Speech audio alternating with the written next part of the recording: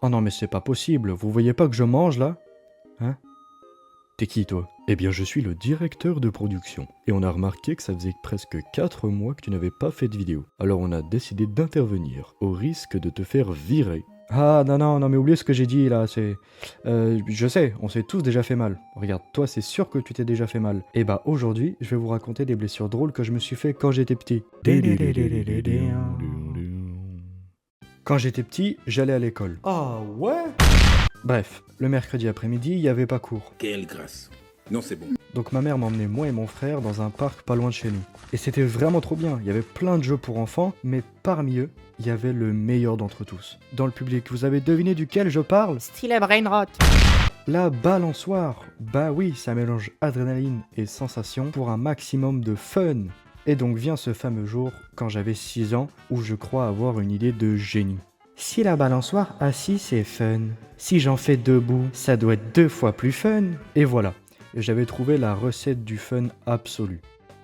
Allez, ferme ta gueule! Je me suis explosé le crâne par terre au bout d'à peine 10 secondes.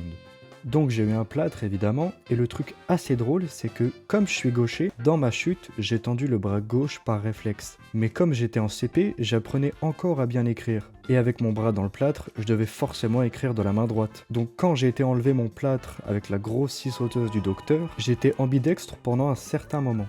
Et là, vous pensez qu'après ça, je me suis calmé et que j'ai eu moins d'idées de merde potentiellement dangereuses. Et bah, vous vous fourrez le doigt dans l'œil à 200 degrés pendant 20 minutes. Il y a eu cette autre fois où j'étais en vacances avec ma famille et mes parents avaient décidé de faire du pédalo dans un petit lac. Et je m'ennuyais à mourir quand je me suis demandé comment fonctionne un pédalo. Alors j'ai mis ma main et... J'ai pas eu de séquelles ou quoi, mais ça m'avait fait super mal. Vous aimez bien la maison? J'hésite à emménager.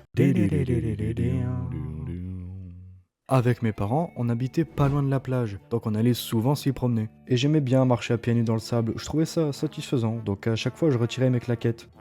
C'est faux, hein, je les jetais pas vraiment dans la mer, je m'en servais à la limite pour me battre avec mon frère, mais pas plus. Et un jour, on était allé plus loin que d'habitude, et sur cette partie de la plage, j'avais beaucoup de déchets. Et en marchant, je me suis planté un bout de grillage dans le petit orteil.